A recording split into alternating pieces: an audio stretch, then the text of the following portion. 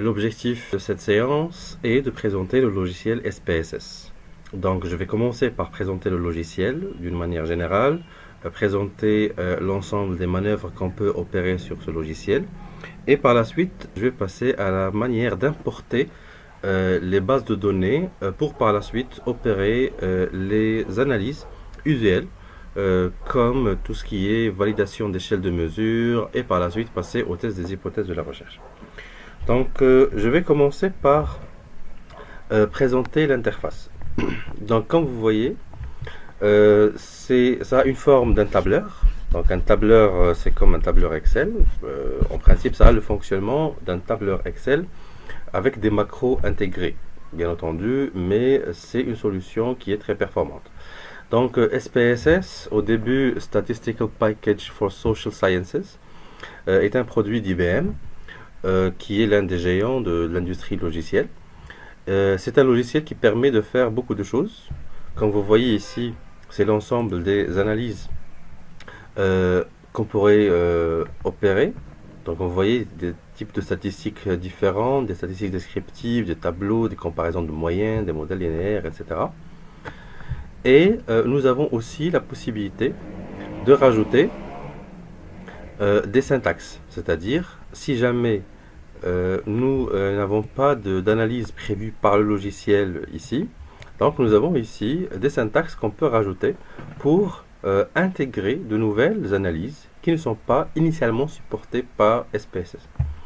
Et donc c'est une fonctionnalité qui est très importante puisque avec ce codage SPSS devient complet. Mais aussi, c'est une solution qui permet aussi de passer vers des analyses de type data mining avec une autre solution SPSS, parce qu'il n'y a pas que SPSS Statistics. L'interface que nous avons ici s'appelle SPSS Statistics. Le produit s'appelle SPSS Statistics. Il y a 2 ou 3 autres produits de SPSS. Il y a SPSS Amos, qui permet de réaliser des équations structurelles. Et il y a SPSS Modeler. Alors SPSS Modeler, il permet de réaliser des analyses de type data mining, qui pourrait par la suite être aussi couplé avec Python. Ça pourrait même être couplé avec Python pour SPSS Modeler. C'est pour ça qu'aujourd'hui SPSS c'est l'une des solutions les plus complètes du marché. C'est l'une des solutions les plus complètes du marché et nous allons aussi pouvoir l'utiliser pour des fins de recherche scientifique. Donc on commence par le commencement. Pour ouvrir un fichier quelconque, on commence par ouvrir fichier. Donc on clique sur fichier ouvrir, comme vous voyez ici. Là, je pourrais ouvrir tout type de fichier, enregistré ou non, ou je clique tout simplement sur ce bouton d'action directe qui est ouvrir un document. Maintenant, l'avantage d'SPSS, c'est lorsque vous l'installez, lorsqu'on installe SPSS, et il n'y a pas beaucoup de personnes qui savent déjà ça, c'est lorsqu'on installe SPSS, nous avons dans le chemin C, donc C, programme, je cherche mon logiciel, soit programme file, ça dépend. Je cherche IBM, parce que c'est un produit d'IBM. Vous voyez, SPSS, Statistics. Là, c'est la version 25 que j'ai. Là, vous aurez votre version. Vous mettez Samples, vous cherchez Samples. Et là, vous avez un ensemble de bases de données que vous avez dans votre ordinateur, à vous. C'est-à-dire, c'est un pack que vous avez avec l'installation du logiciel. Et donc là, vous cherchez la langue que vous voulez, French ou English. Et là, vous avez un ensemble de bases de données qui sont des bases dédiées à des exercices, qui sont en fait les exercices d'apprentissage d'SPSS que vous avez avec le tutoriel. Parce que, toujours, lorsque vous avez accès au tutoriel SPSS, soit dans le menu Help ou carrément vous pouvez télécharger le guide SPSS, il est gratuit. Là, vous avez un ensemble d'exercices d'application pour maîtriser le logiciel, et ce sont des exercices d'application. Vous avez, comme j'ai dit, un ensemble de fichiers qui sont là. Donc, ce sont des fichiers d'exercice SPSS. Et le tout premier exercice est celui de démo, démonstration, donc démo de départ. Je vais revenir sur cela tout de suite. Maintenant, aussi sur SPSS, à chaque fois que vous voulez réaliser une analyse quelconque, il vous demande d'ouvrir des données. Bon, tout à l'heure on va les ouvrir, mais vous avez toujours l'aide. Donc ces rubriques d'aide, ils vont vous montrer exactement tout ce qu'il y a à faire. Là vous avez tutoriel, vous avez les rubriques, vous avez le site du support, vous avez vraiment tout, d'accord? Et donc franchement, vous pouvez travailler sur SPSS vraiment sans l'aide de quiconque. Ça suffit juste d'avoir un peu de temps et de vous investir pour avoir cette compétence-là. Donc, une fois vous réalisez une enquête quelconque, et lorsque vous allez collecter les données, vous allez passer au codage des données, vous allez avoir un document, une base de données comme ça. C'est-à-dire, ça c'est une base de données de réponses de questionnaires. Ça est un exemple, c'est un exemple. Ce que vous avez ici, c'est l'ensemble des répondants. Donc là, nous avons quelque chose comme... voilà, nous sommes 201 répondants. Donc là, vous avez des répondants. Là, vous avez les variables, l'âge, le genre, le statut matrimonial, l'adresse, le revenu, la catégorie de revenu, la catégorie de job, de CSP, de travail. Donc, vous allez vouloir travailler sur une base de données comme ça. Une base de données comme celle-là, vous pouvez l'avoir suite à l'administration d'un questionnaire sur Google Drive, par exemple. Lorsque vous administrez sur Google Drive, là, vous pouvez obtenir une base de données comme ça. Maintenant, c'est une base de données qui n'est pas codée, c'est une base de données sur Excel, brute, simple, et vous allez vouloir la travailler sur SPSS. Donc, la première des choses, c'est d'ouvrir SPSS, comme vous voyez, cliquez sur Fichier, Ouvrir, Données, et vous allez chercher le chemin vers le fichier voulu. Donc, comme vous voyez, là, il ne me montre que ce démo qui est un démo déjà enregistré sur SPSS. Là, je pourrais demander à changer le type de fichier. Et là, je vais demander Excel. Vous voyez. Donc, si j'ouvre le fichier sur Excel, voilà, je clique sur Ouvrir.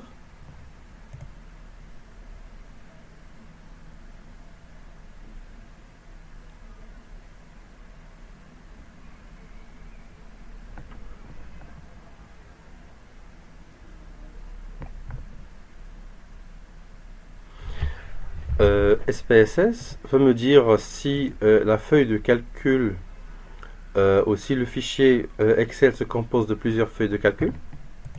Là, je n'ai qu'une seule feuille, Sheet 1, feuille 1. Donc, c'est celle que je veux. Il me montre un peu la répartition. Donc là, il me donne un aperçu des variables que j'ai. Et donc, il va me dire, voilà l'affichage. Donc, ça aura l'air de ça. Donc, pour vérifier si c'est bien ma base de données à moi ou pas, pour vérifier si je ne me suis pas trompé, vérifier le nombre de variables que j'ai ici, le nombre de répondants. Donc si tout est bon, je clique sur OK.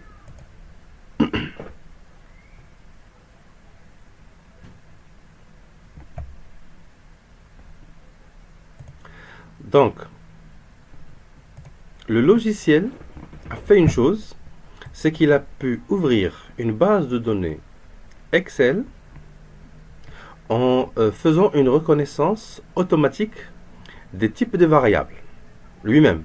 C'est-à-dire, bon, là je parle des versions récentes de SPSS, 21, 24, 25, etc. Les versions récentes permettent de reconnaître plus ou moins le format et le type des variables, et donc je n'ai pas besoin de toujours spécifier.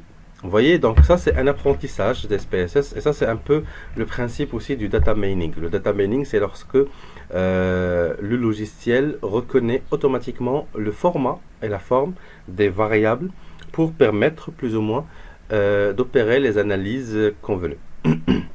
Et donc, je m'assure que les variables sont les bonnes. J'ai l'âge, le genre, statut matrimonial, adresse, income catégorie, job catégorie. Donc, je vérifie si tout est bon. Ok, tout est bon. Donc, puisque le logiciel a vu que j'ai ici beaucoup de modalités, donc forcément, il a attribué des rôles à chaque variable. Donc, maintenant, je vais expliquer l'interface globale d'SPSS. SPSS présente un peu deux interfaces. Nous avons cette première interface que vous voyez, c'est la vue des données. Et là, c'est la vue des variables. La vue des données, donc tout simplement, c'est le tableur. C'est ma base de données. Là, il me présente l'ensemble des variables que j'ai.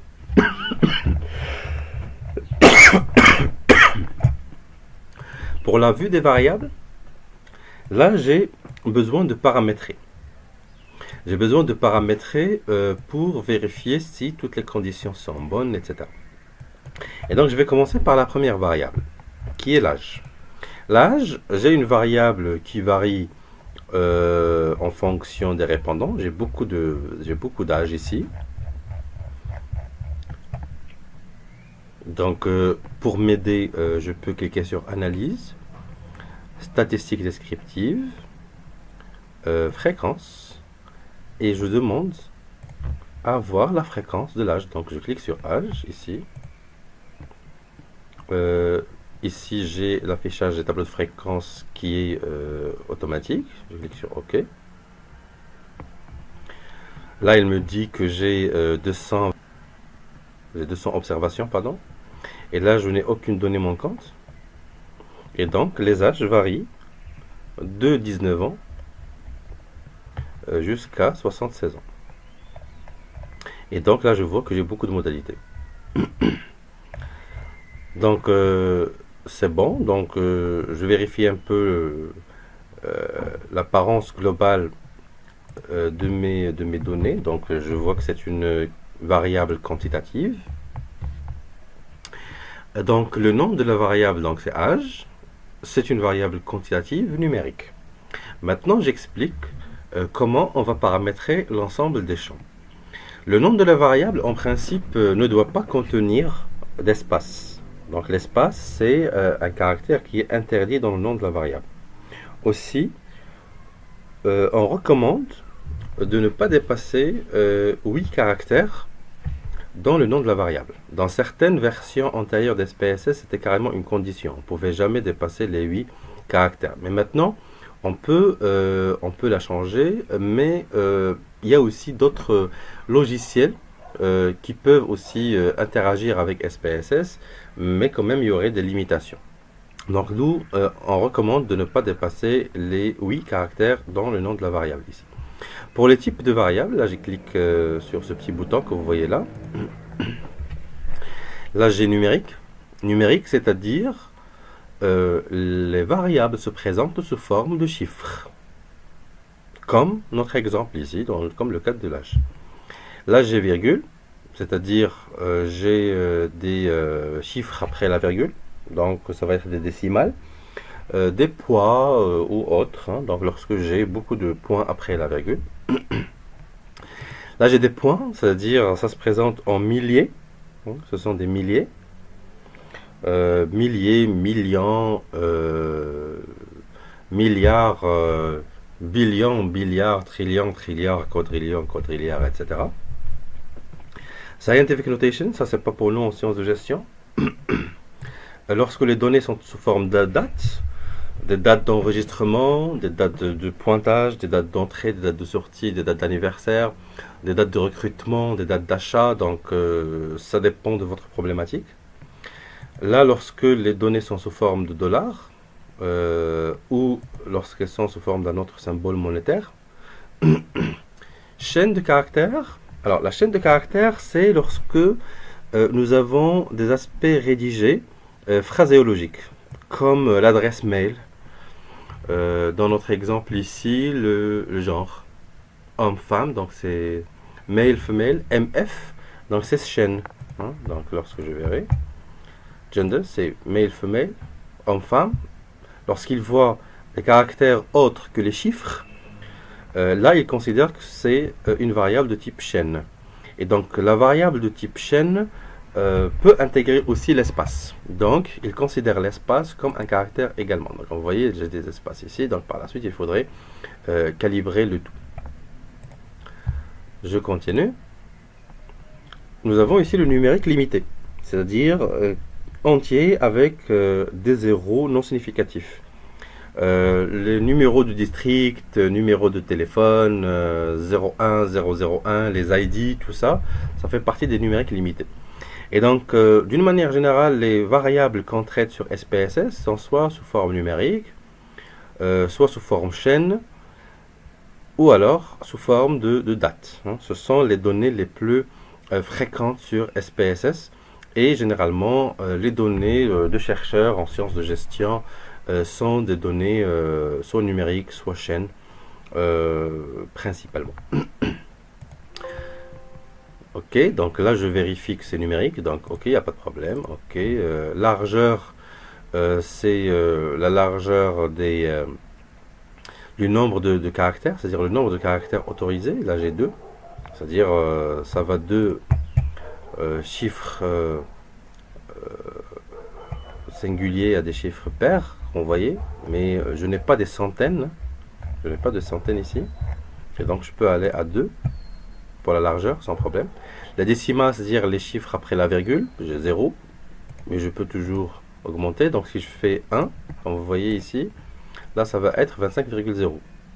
C'est important lorsque les données elles-mêmes sont des données décimales. Il faut vérifier, hein, parce que parfois si vous ne cochez pas cette rubrique, vous aurez l'impression que ce sont des chiffres arrondis alors qu'ils ne le sont pas. Libellé, c'est le libellé que je veux lorsque je veux afficher un nombre de variables complet sur la variable en question. C'est-à-dire âge, tout court, là je peux mettre âge des répondants. Et donc lorsque j'aurai des résultats, ces résultats ils vont avoir ce libellé là et non le nom de la variable. Pourquoi? Parce que tout simplement tout à l'heure j'ai dit que les noms des variables ne doivent pas dépasser quelques caractères, les noms de variables ne doivent pas intégrer d'espace aussi, et donc forcément peut-être que les noms des variables ne vont pas être compréhensibles si nous sommes plusieurs à travailler sur la même base de données, ou si c'est une base de données ancienne qu'on cherche à réexploiter, etc. etc. Par la suite, là j'ai les valeurs. Pour les valeurs, c'est ce qu'on appelle le codage. Là je n'ai pas besoin de faire du codage. Ça s'ouvre automatiquement, comme vous voyez. Donc là je n'ai pas besoin de codage. Je peux spécifier si j'ai des variables manquantes ou pas. Là je n'ai pas de variables manquantes. Par contre, ici,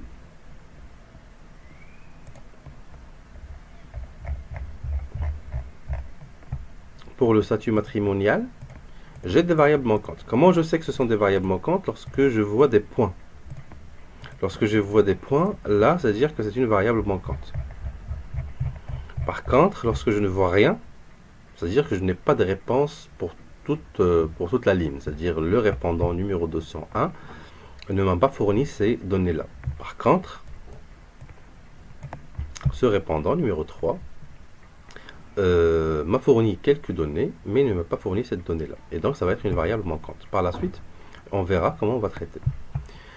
Les colonnes, c'est tout simplement la largeur de la colonne. Hein, est-ce qu'elle est large ou étroite? L'alignement, ça c'est juste un aspect de forme, à gauche ou à droite. La mesure. Maintenant, les mesures que nous avons. Nous avons 3 grosses mesures pour SPSS. Comme vous voyez, j'ai la mesure échelle, j'ai la mesure ordinale et j'ai la mesure nominale. La mesure échelle, comme vous voyez, elle a ce petit symbole qui est le symbole de la règle. La règle veut dire que j'ai beaucoup d'unités, et entre les grandes unités, j'ai des petites unités, et je peux aller vers une quantité infinie d'unités. C'est ça. C'est ce que signifie la règle. C'est-à-dire, j'ai 1 cm, 2 cm, 3 cm, et je pourrais avoir 1,1, 1,2, 1,3, 1,4, etc. Je peux avoir 1,11, 1,12, 1,13, etc., etc. Et donc, lorsque j'ai une possibilité d'avoir beaucoup de variables, beaucoup de données, en nombre très important, voire même innombrable, j'ai l'échelle. C'est ce qu'on appelle une variable quantitative continue. Une variable quantitative continue, c'est une variable qui peut intégrer énormément de modalités en fonction de la taille de l'échantillon. C'est-à-dire, si j'ai un échantillon de 100 personnes, ou de 200 personnes, comme on a vu tout à l'heure ici,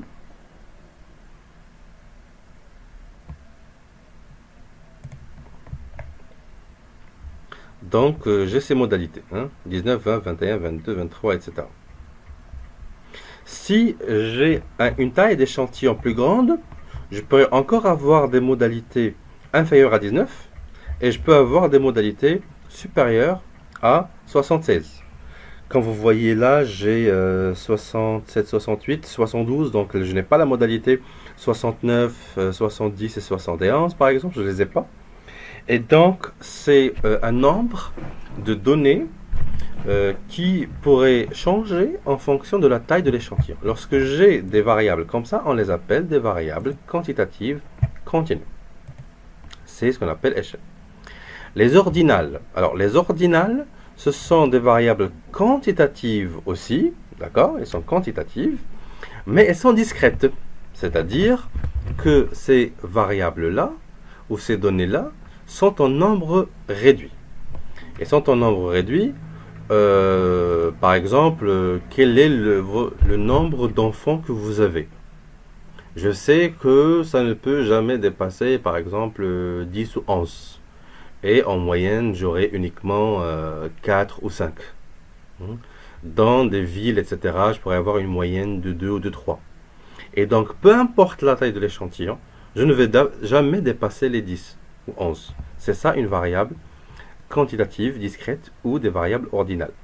Ordinal, c'est aussi pour désigner les échelles de 1 à 5, de pas du tout d'accord jusqu'à tout à fait d'accord. Donc si j'ai de 1 à 5, de pas du tout d'accord jusqu'à tout à fait d'accord, peu importe la taille de l'échantillon, j'aurai toujours 5 modalités. Et donc lorsque j'ai un nombre de modalités défini et réduit, peu importe la taille de l'échantillon, là j'ai une variable qui s'appelle variable quantitative discrète, que je pourrais approcher par une variable ordinale.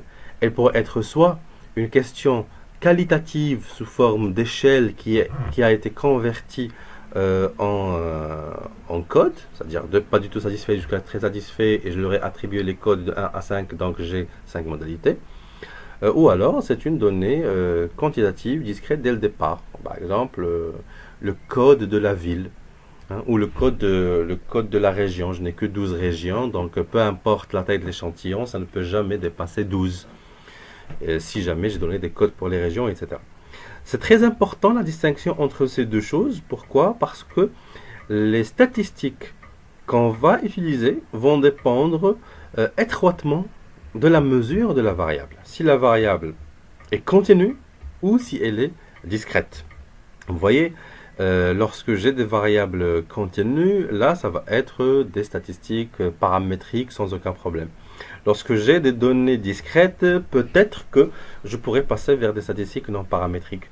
C'est-à-dire, est-ce que la moyenne et l'écart type veulent dire déjà quelque chose ou pas pour ces variables-là. Et enfin, j'ai les variables nominales. Alors, les variables nominales, c'est lorsque, toujours elles peuvent être quantitatives, numériques. Nominal, c'est lorsque je n'ai pas d'ordre entre les modalités. Je n'ai pas d'ordre entre les modalités lorsque j'ai par exemple homme et femme. Pour homme, je donne le code 1 et pour femme, je donne le code 2. Que je donne à l'homme le code 1 ou le code 2, ça ne va rien changer dans l'histoire. Vous voyez? Même dans les villes du royaume, par exemple, s'il n'y a pas de code spécifique, il n'y a pas d'ordre entre les villes, et donc si je donne à Casablanca le code 1, le code 2 ou le code 4, ça ne va absolument rien changer. Donc, lorsque le code ne veut absolument rien dire, là nous sommes dans des mesures qu'on appelle nominales, comme vous voyez. Et ça, c'est très important. Lorsque l'ordre ne veut rien dire, là, je ne peux pas dire qu'il y a une intensité entre les modalités, qu'il y a un ordre entre les modalités, et donc les statistiques que je vais pouvoir faire vont être uniquement des statistiques non paramétriques ou alors des statistiques de segmentation. C'est-à-dire, je ne pourrais faire que des regroupements des gens en fonction de leur code et non des analyses d'intensité ou des analyses d'impact. Là, je ne peux pas mesurer des impacts lorsque la variable est nominale et je ne pourrais pas vraiment le calibrer. D'accord? Le rôle ici, c'est pas très important.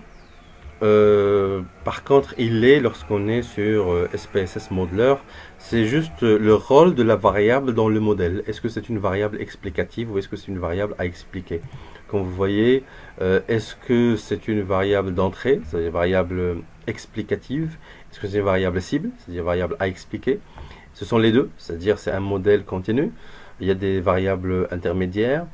Aucun. J'ai envie de travailler sur des segmentations ou autres, et donc je n'ai pas d'ordre entre les variables. Partition ou scindé, c'est-à-dire c'est une partition d'autres variables ou c'est une scission d'autres variables.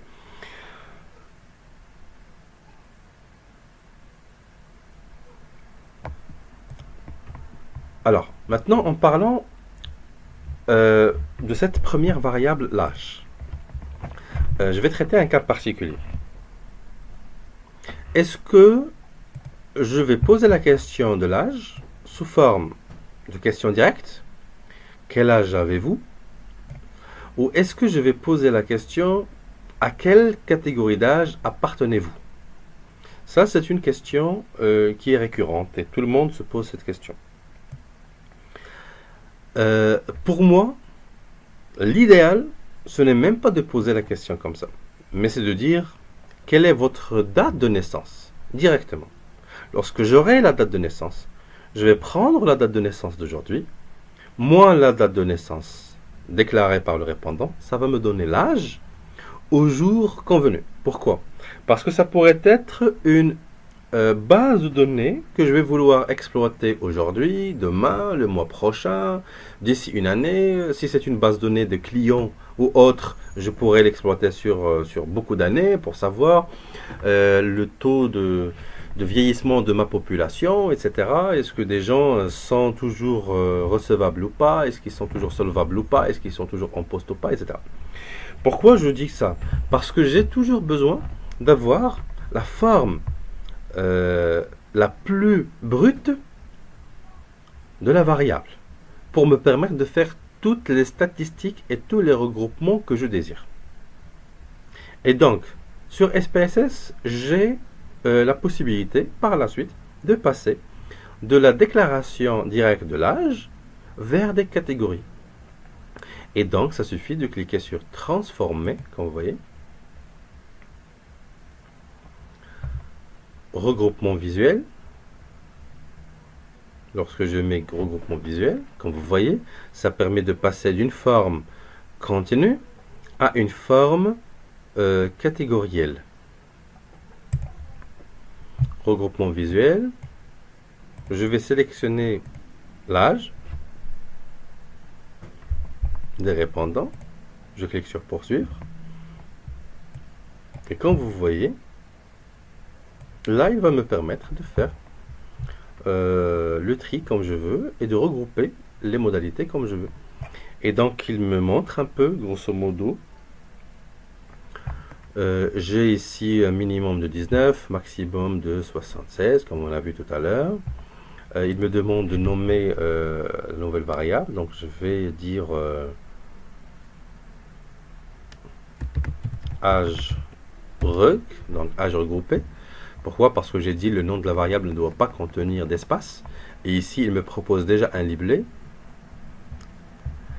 Et là, je vais vouloir créer les divisions. Donc, je clique sur créer les divisions. Emplacement de la première division, là, je vais dire 19 ans. Donc, à partir de 19 ans. Et je peux soit décider d'avoir un nombre de divisions fixe ou avoir une largeur fixe. Et donc, là, je vais essayer de voir comment se répartit un peu mon échantillon. Là, je vois que j'ai beaucoup de modalités regroupées là, j'ai beaucoup de modalités ici aussi, entre 18 et 30, de 37, etc. J'ai très peu de modalités au-delà de 67 ans. Et donc, je peux dire, la dernière, ça va être 60 et plus. Bon, je verrai. Je pourrais créer une largeur fixe, par exemple, je vais dire de 10 ans. Lorsque je vais cliquer sur ce cadran, il va me dire que SPSS va me proposer 6 divisions. J'applique. Il va me montrer un peu. Donc, voilà les divisions que j'ai. 1, 2, 3, 4, 5 et 6. Et voilà. Je pourrais changer ici pour intégrer un nombre de répondants, pour avoir des aspects homogènes, etc. Et donc, une fois je finis, par la suite, je pourrais revoir. Je clique juste sur réinitialiser. Et je vais pouvoir retravailler comme je le souhaite. Maintenant, je vais dire à partir de 25 ans. À partir de 25 ans. Avec des dizaines d'années de largeur. Ok. J'applique. L'objectif, c'est d'avoir plus ou moins des tailles d'échantillons plus ou moins égales à l'intérieur de chaque division. Parce que c'est ça l'enjeu, c'est d'avoir des tailles égales, plus ou moins, pour que cela n'affecte pas les autres variables. Donc je peux éliminer la dernière pour avoir une division de 3, 4, 5 et 6. Par la suite, je peux demander à créer carrément des libellés. Donc les libellés sont aussi définis automatiquement, comme vous voyez ici. Si tout est bon pour moi, je vérifie aussi est-ce que les limites supérieures sont intégrées, ou inclus ou exclus. Ça dépend de ce que je veux. Et je clique sur OK. Il me dit la spécification va créer une nouvelle variable. Oui, c'est ce que je veux. Pour ne pas écraser la première, je clique sur OK. Donc lorsque je reviens sur ma base de données, là je vois qu'il y a une nouvelle variable qui s'est rajoutée maintenant.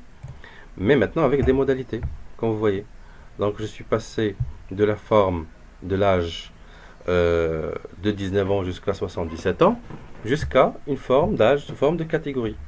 Et donc je suis passé d'une variable quantitative continue à une variable quantitative discrète sous forme ordinale. Et maintenant, là, la mention des valeurs a été faite. C'est ce qu'on appelle le codage. Donc le codage, c'est que là j'ai des codes de 1 à 6 et chaque code désigne une modalité. Donc là j'ai des libellés par code, comme vous voyez. D'accord? Et donc maintenant SPSS ne va reconnaître que 1 à 6. Peu importe ce que je rédige ici. Je pourrais dire inférieur à 25. Je pourrais changer si je veux. Inférieur à 25 ans. Clique sur changer. 66 ans et plus. Changer. Ok. Vous voyez, donc je peux changer comme je veux. Parce que SPSS, ce n'est pas un logiciel d'analyse qualitative, c'est un logiciel d'analyse quantitative. Ce qu'il comprend, ce sont les chiffres. Il ne comprend pas ce qu'on va mettre comme libellé. On peut écrire vraiment tout ce qu'on veut. Pour lui, si ce sont des libellés, ça peut désigner des choses en langue française, en langue anglaise, en langue arabe, en langue chinoise, japonaise, tout ce que vous voulez. Sinon, ça va être chaîne. Et pour lui, chaîne, c'est tout type de caractère. Espace, arrobas, des chiffres, des lettres, tout ça, ça fait partie de chaîne. Et donc, le premier exercice à faire pour SPSS, c'est de faire un codage pour toutes les variables. Et donc, là, j'ai des codes qui sont relativement nécessaires pour certaines variables et j'ai des codages qui ne sont pas nécessaires pour certaines autres. Donc, lorsque la variable se présente d'elle-même sous forme numérique, a priori, je n'ai pas besoin de codage. Ça, c'est l'exemple des gens qui font la recherche en finance, etc., qui travaillent sur des chiffres d'affaires, comme vous voyez, des âges, des catégories, etc. Il n'y a aucun problème.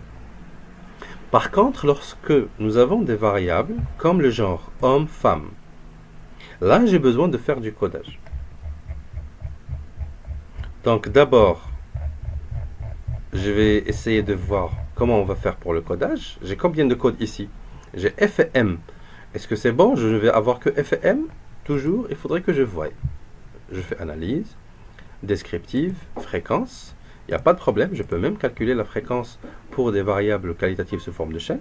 Comme vous voyez, là j'ai chaîne. Lorsque j'ai petit a ici, ça veut dire que c'est chaîne.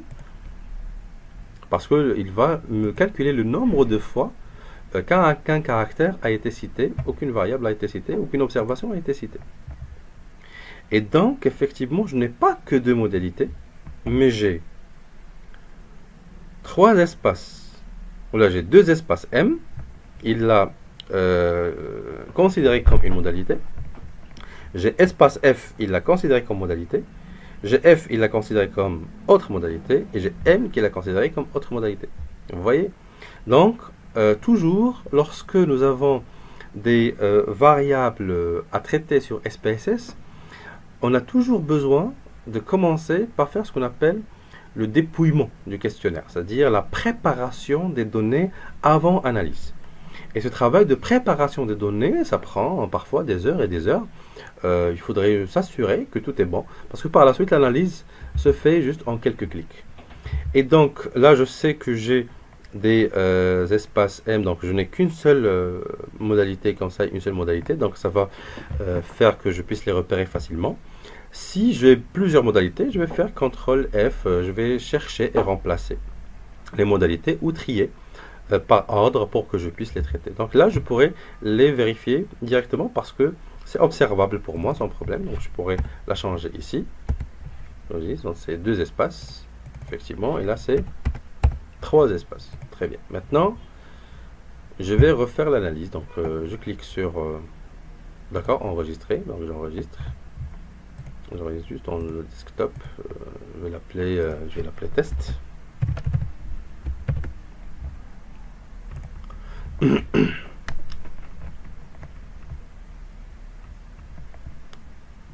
Et donc maintenant, je vais revoir, toujours changer, ok. Ok, maintenant je n'ai que deux modalités, parfait, donc je peux passer au codage. C'est juste une question de logique. Hein. Ne cliquez jamais sur les boutons exécuter, analyser, etc. Avant de vous assurer que tout est bon, que tout va très bien. Maintenant, pour faire le codage, j'ai deux manières. Soit la manière manuelle, soit la manière automatisée. Donc pour la manière manuelle, je pourrais rapidement, hein, bouton droit, je peux trier pour que les femmes soient rangées d'un côté et que les hommes soient rangés de l'autre. Pour les femmes, je vais leur donner le code 1. Je vais copier cette modalité. Donc pour toutes les femmes, je vais leur donner le code 1. Donc je vais coller 1. Et pour tous les hommes, je vais leur donner le code 2. C'est relativement simple.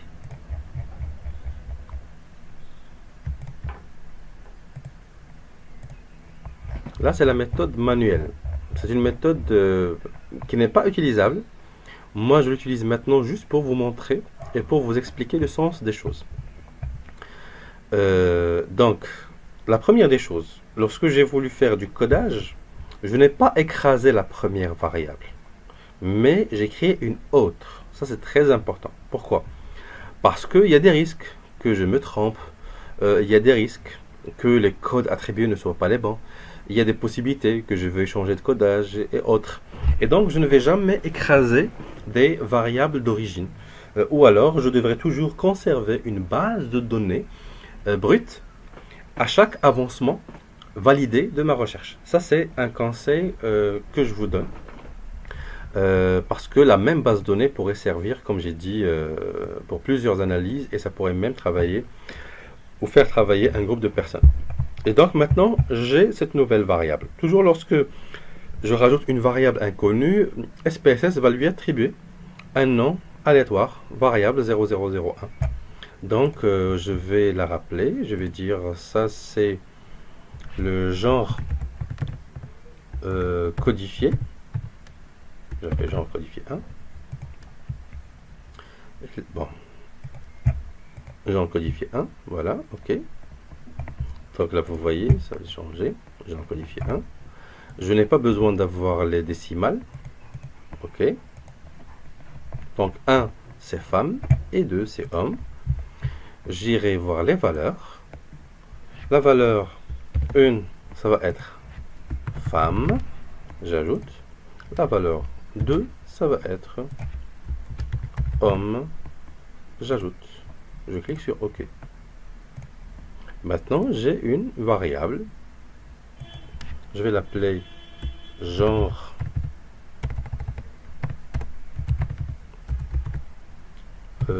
codifié 1. Pour la mesure, je n'ai que deux modalités. Donc ça va être ordinal ou nominal. Ça va être nominal. Pourquoi? Parce que les femmes sont en code 1. Peu importe que les femmes soient en code 1 ou en code 2, ça ne va rien changer dans l'histoire. Et donc c'est nominal parce qu'il n'y a pas d'ordre entre les modalités. Je ne peux pas dire que 2 est supérieur à 1 ici. 2 n'est pas supérieur à 1. C'est juste des codes que j'ai attribués. D'accord? Par contre, ici dans les âges, tout à l'heure, j'ai les modalités inférieures à 25, 26, 35, etc. 3 est supérieur à 2. Et 2 est supérieur à 1. Et donc là, l'ordre est important. Et donc ça va être une variable ordinale. Ici, l'ordre n'est pas important et donc c'est une variable nominale. Et toujours, une variable nominale, c'est une variable qu'on va utiliser ultérieurement et pour laquelle on ne pourrait pas faire des statistiques d'impact. Ça va être juste des statistiques de relation, de corrélation, ou des statistiques non paramétriques, ou des statistiques de regroupement. C'est très important ce que je dis parce que tout ce qui va venir va dépendre de tout cela. Donc ça c'est la méthode plus ou moins la méthode manuelle. Ça donnait un résultat, mais je ne peux pas m'amuser à coder ou codifier manuellement toutes les variables. Pourquoi? Parce que je pourrais me retrouver avec des bases de données où il y a des centaines, des milliers, des dizaines de milliers d'observations, énormément de variables, etc. Et donc, je ne vais pas m'amuser à faire ça. Et donc, j'ai la méthode automatisée. Donc, c'est transformé. Je pourrais recoder les variables ou recoder automatiquement. Recoder lorsque j'ai envie de sélectionner quel code je vais attribuer à chaque modalité. Lorsque je sais que exactement les hommes c'est code 1 et femmes c'est code 2 ou inversement, parce que je sais exactement quel type de code je vais attribuer. Par contre, lorsque je suis dans une variable comme ça, où les codes ne sont pas trop importants, c'est-à-dire 1, 2, 3 ou 4, ça change pas grand-chose dans l'histoire, comme les genres, les villes, les régions, les pays, ça dépend. Hein. Ça dépend de l'importance de chaque variable dans mon modèle de recherche. Là, je vais cliquer sur recoder automatiquement. Donc, c'est ce que je vais faire maintenant. Recoder automatiquement. Gender. Je vais le recoder. Comme ils me disent, gender, ça va donner lieu à quelque chose, point d'interrogation. Donc on a besoin de spécifier. Là, je vais l'appeler gender codif 2 maintenant, ou codif auto, automatique. Donc là j'ai beaucoup de caractères. Je pourrais genre code auto par exemple. Donc c'est à moi de choisir un peu les appellations que je veux. Donc genre codé automatiquement. Et il va me dire recodage à partir de la valeur la plus faible ou la plus élevée. C'est-à-dire celle qui est la plus faible, il va lui attribuer le code 1 et ainsi de suite. Ou inversement, c'est-à-dire c'est la valeur qui est la plus élevée qui va lui attribuer le code 1. Pour moi, ça ne change pas grand-chose. Je pourrais avoir beaucoup de variables et donc je pourrais aussi vouloir coder beaucoup de variables à la fois. Par exemple, les oui, non, oui, non, oui, non. Possédez-vous ceci, possédez-vous cela, etc. Donc j'ai 6, 7 ou 8 variables pour lesquelles toujours la réponse est de oui ou non. Donc je pourrais utiliser le même schéma pour toutes les variables en même temps. Ou alors je pourrais traiter les variables manquantes automatiquement. C'est-à-dire lorsqu'il va trouver qu'il n'y a pas de réponse, il va lui attribuer un code supplémentaire. Donc là, j'ai pas besoin de faire tout cela parce que je n'ai pas de variable manquante ici. Là, je pourrais même avoir des modèles préenregistrés. Si j'ai des modèles de variables manquantes, je pourrais enregistrer des variables à codifier que j'aurais utilisées préalablement. Donc, pour moi, c'est bon ici. Je clique juste sur valeur la plus faible. S'il n'y a rien à cocher, je coche rien. Je clique juste sur OK. Donc, lorsque je vais cliquer sur OK, le logiciel va me dire qu'est-ce qu'il a fait. Donc il a fait l'analyse auto-recode de la variable genre qui est devenue GNR code auto, donc genre code automatisé, genre codifié automatiquement. Et donc il va me dire les femmes, il leur a donné le code 1 et les hommes leur a donné le code 2. Et donc là je vais vérifier dans ma base de données. Là je vais voir qu'il y a une autre variable qui s'est rajoutée, genre code automatiquement. Là vous voyez ce sont les mêmes codes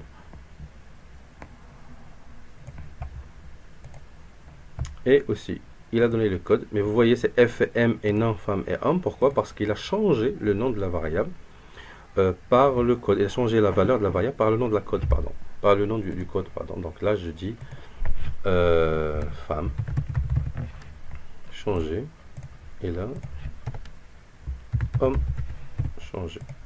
Ok. Donc là, j'ai pu faire une analyse de recodage automatique en quelques clics. Donc l'objectif des SPSS, c'est ça, c'est de permettre de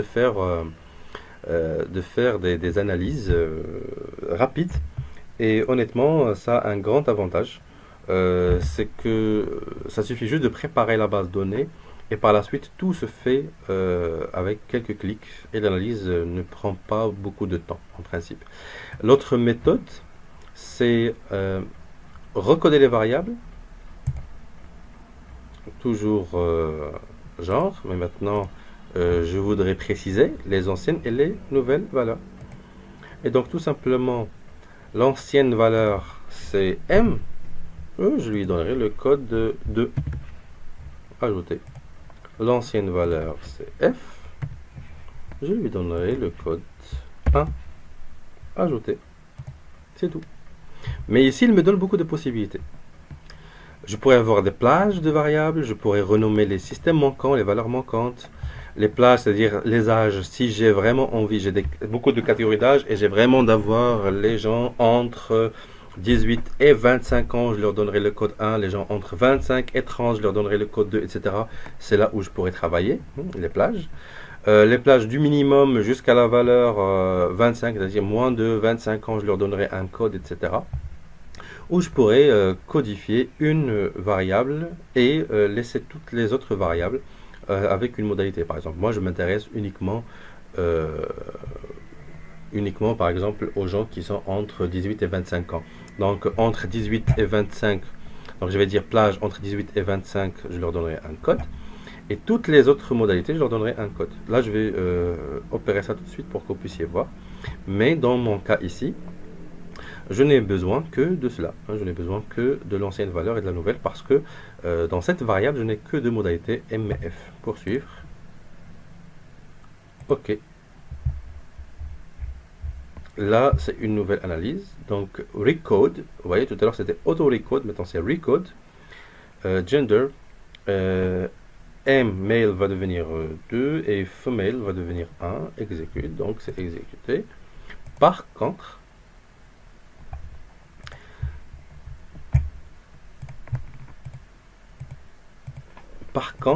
ça a écrasé la première variable.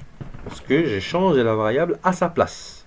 Vous voyez, ça l'a écrasé. C'est-à-dire maintenant, je n'ai que la nouvelle variable. Tout à l'heure, c'était M et F. Donc lorsque je clique sur recoder, donc je recode la variable à sa place. Parce que j'ai précisément spécifié ce que je veux. Donc si jamais j'ai envie de faire cela, toujours, je copie la variable, je la colle pour avoir un exemplaire, toujours en cas de problème. Et il faudrait que je complète moi-même. Il faudrait que je complète moi-même le codage ici. Donc cette variable, je n'ai que 1 et 2. Maintenant, il faudrait changer d'abord numérique pour que je puisse avoir le tout. Donc gender, maintenant c'est numérique. Et là, j'aurai 1 pour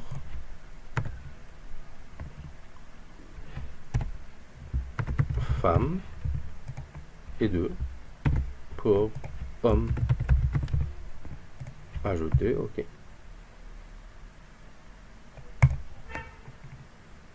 Et donc toujours, je peux ici vérifier.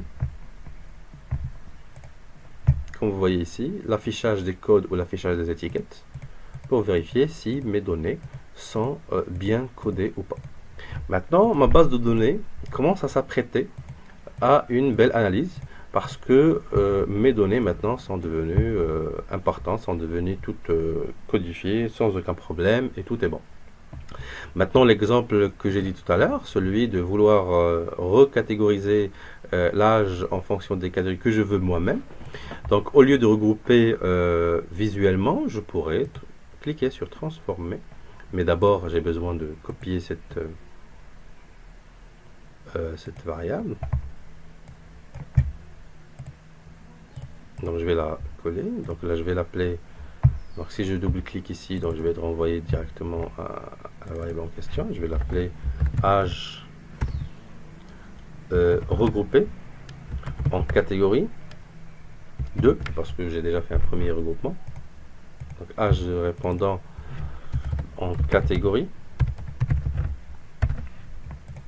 Et donc là, je prendrai cette variable-là, transformer, recoder les variables.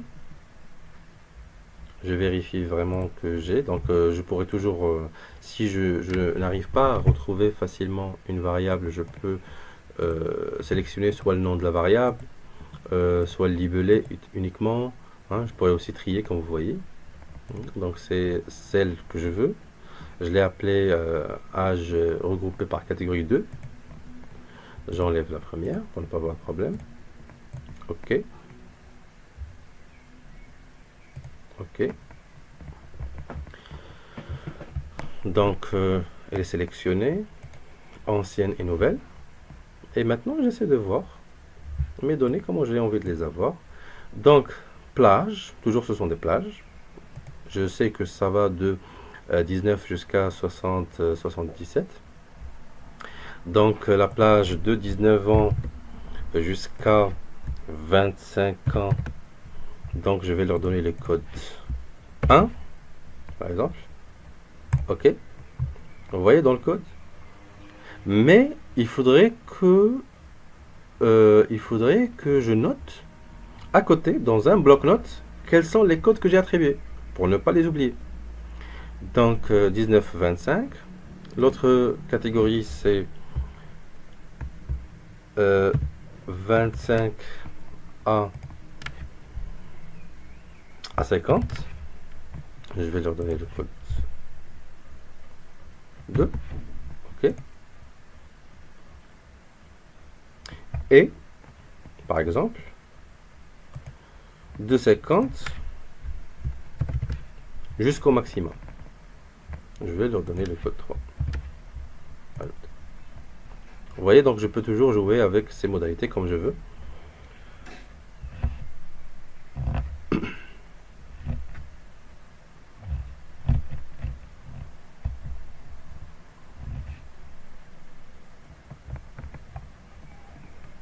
Donc 19, 25, 25, 50, 50 et plus.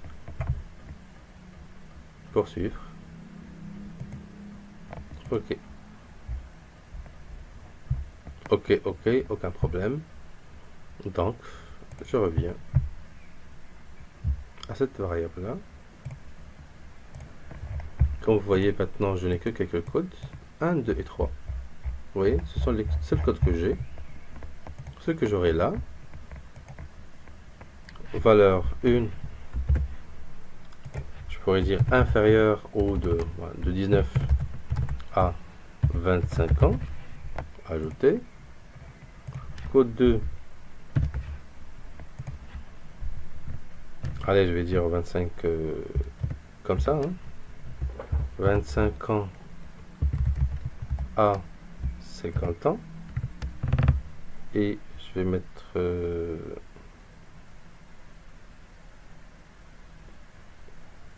ça. Ok. Pour montrer quand même que 25 ne fait pas partie de ce premier, mais du deuxième.